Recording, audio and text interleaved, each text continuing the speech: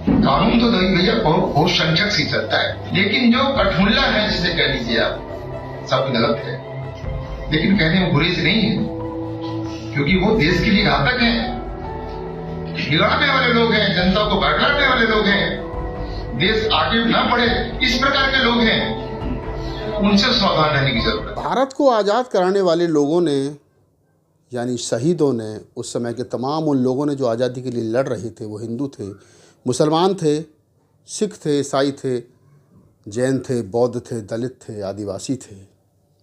उन्होंने कभी ये नहीं सोचा होगा कि आज़ादी के 75 साल के बाद में ऐसे भी लोग पैदा होंगे जो इस प्रकार की भाषा का इस्तेमाल करेंगे। कौन है ये शख्स जो देश के अल्पसंख्यकों को कटमुल्ला कह करके पुकार रहा है और कह रहा है कि इनसे देश को खतरा है? ये कोई साधारण व्यक्ति नहीं है साहब, ये हैं इलाहाबाद उच्च न्यायालय के जज, जिनका नाम है शेखर कुमार यादव। नमस्कार, मैं राहुल नागपाल और आप देखना शुरू कर चुके हैं हमारा यूट्यूब चैनल जिसका नाम है बोल पिचासी। आप सोच सकते हैं कि इलाहाबाद उच्च न्यायालय का जज जो इतनी बड़ी पोस्ट पर हो, जिसके हाथ में उत्तर प्रदेश जैसे बड़े सूबे के 20 करोड़ से अधिक लोगों को न्याय दिलाने की जिम्मेदारी हो, वो व्यक्ति इस देश के अल्पसंख्यकों के बारे में इस प्रकार की भाषा का इस्तेमाल करेगा। अचंभा होता है कि नफ़रत आखिरकार कितनी और कहाँ तक पहुँच गई है। ये प्रोग्राम इलाहाबाद बार एसोसिएशन का है, इसको विश्व हिंदू परिषद ने ऑर्गेनाइज़ किया था। जब प्रोग्राम विश्व हिंदू परिषद ने यानी वीएचपी ने ऑर्गेनाइज़ किया था तो सीधी सी बात है, भाषा भी वैसी ही रहेगी। अपने आका को खुश करने के लिए जज साहब क्या क्या बोल गए, शायद लग रहा होगा कि अगर मैं इस प्रकार की भाषा बोलूँगा तो सरकार मुझे इनाम में उच्च न्यायालय का यानी कि सुप्रीम कोर्ट का जज बना देगी, और ऐसा हो भी रहा है।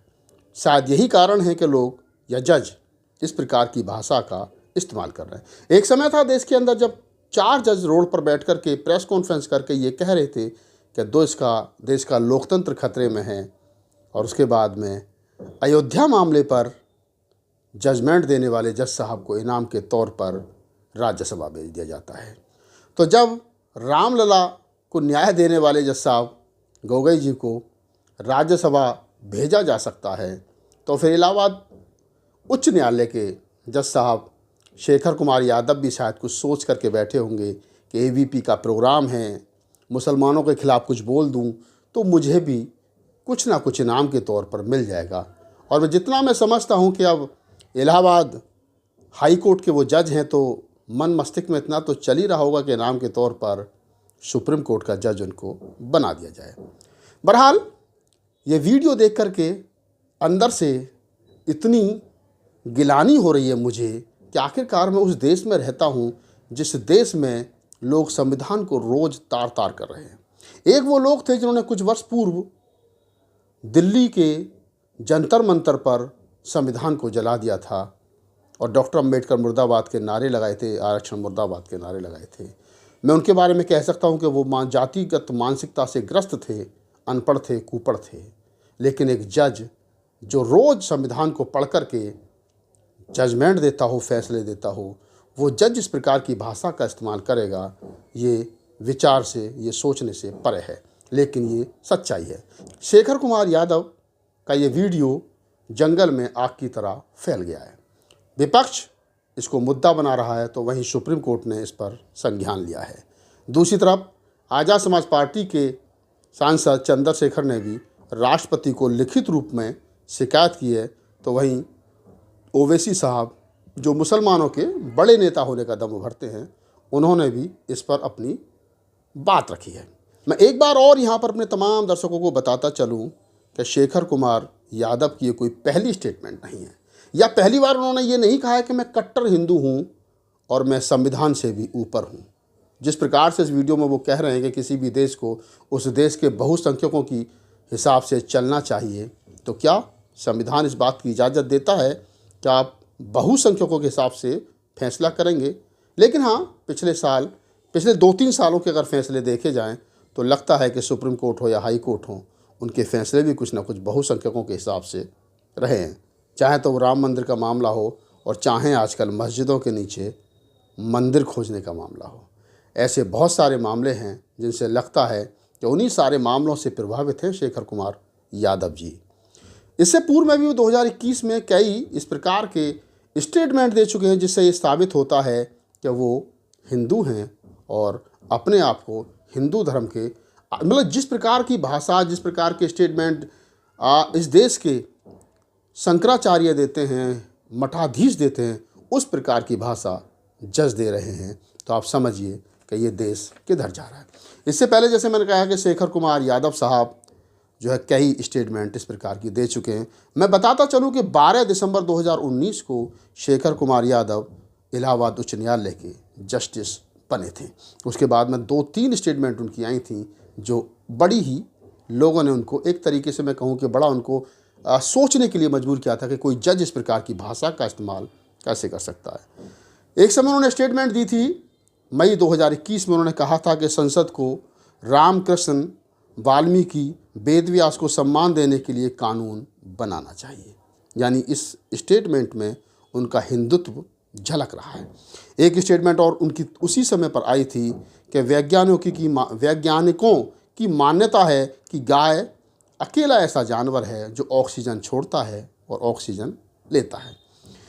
एक स्टेटमेंट और शेखर कुमार यादव साहब की है जिसमें वो कह रहे हैं कि गाय के गोबर और मूत्र से बहुत सारे रोग ठीक हो जाते हैं। और तो और उन्होंने एक स्टेटमेंट और दी थी कि गाय को राष्ट्रीय पशु घोषित करो और हिंदुओं को गाय की रक्षा करने की प्राथमिकता होनी चाहिए। तो ये शेखर कुमार यादव के पिछले 2-3 स्टेटमेंट हैं जिससे ये लगता है कि उनको देश में न्यायपालिका, न्याय, संविधान से ज़्यादा ज़रूरी भारत के हिंदू धर्म को बचाने की चिंता है। जजों को जहाँ चाहिए कि वो देश में न्यायपालिका, लोकतंत्र को बचाने के लिए काम करें, लेकिन जिस देश के जज इस देश के में मनुवाद, इस देश में मनुस्मृति और इस देश के अंदर गाय और गोबर की बात करते हों, और इनसे भी पूर्व के कई जज जो कह चुके हैं कि मोरनी के आंसुओं से और मोर के आंसुओं से मोरनी प्रेग्नेंट हो जाती हो, तो आप समझ सकते हैं कि देश में कि न्यायपालिका कैसे लोगों के हाथ में है। देश में मुसलमानों के प्रति जो आम लोगों में नफ़रत पिछले 10 सालों में देखी गई है, ये कभी नहीं देखी गई थी।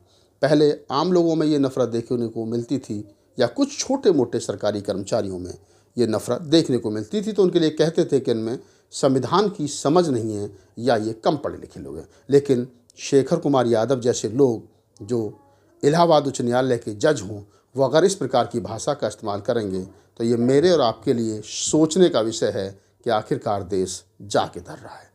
मैं तो यही कहूँगा कि सुप्रीम कोर्ट को संज्ञान लेना चाहिए और ऐसे जजों के खिलाफ सख्त कार्रवाई करनी चाहिए जो अपने आप को सुप्रीम कोर्ट से भी ऊपर समझते हों या जो अपने आप को संविधान से भी ऊपर समझते हों। पहले तो ये कहा जाता था कि जो ब्राह्मण है उसमें न्यायिक चरित्र नहीं होता, लिहाजा ब्राह्मणों से न्याय की उम्मीद नहीं कर सकते हैं। लेकिन जितना नाम से मुझे पता चल रहा है कि शेखर कुमार यादव साहब ओबीसी जाति से, यानी ओबीसी की यादव जाति से आते हैं, और वो उनके दिमाग में किस प्रकार से ठूस ठूस करके मनुवाद भरा है। क्या उन्होंने कभी ललित सिंह यादव या उन तमाम ओबीसी के रहबरों को नहीं पढ़ा जिनके बूते ये आंदोलन खड़ा हुआ है? उनको नहीं मालूम कि मंडल कमीशन जैसा कमीशन नहीं बनता तो शायद वो जज नहीं बन पाते। लेकिन अब कौन कहे साहब को, जब दिमाग में मनुस्मृति भरी है तो उस आदमी को समझ में कहाँ से संविधान और कहाँ से मंडल कमीशन आएगा। ये वही लोग हैं जो नरेंद्र मोदी की तरह कहते तो हैं कि मैं ओबीसी हूँ, लेकिन जब जब समर्थन करना होता है तो मनुवादी सिस्टम को मजबूत करने का काम करते हैं। आपने देखा होगा कि 1990-92 में जब मंडल कमीशन की सिफारिशें लागू की जा रही थीं तो मंडल के खिलाफ कमंडल यात्रा निकाली जा रही थी, और नरेंद्र मोदी जी जो आज कहते हैं कि मैं तो ओबीसी माँ का बेटा हूँ, वो उस मंडल यात्रा के विरुद्ध निकाले जाने वाली कमंडल यात्रा के संचालक थे। तो ऐसे लोगों से सावधान रहिए। इस पूरी बातचीत के बारे में आपकी क्या प्रतिक्रिया है, हमें कमेंट सेक्शन बताइए और मुझे दीजिए इजाज़त। जय भीम।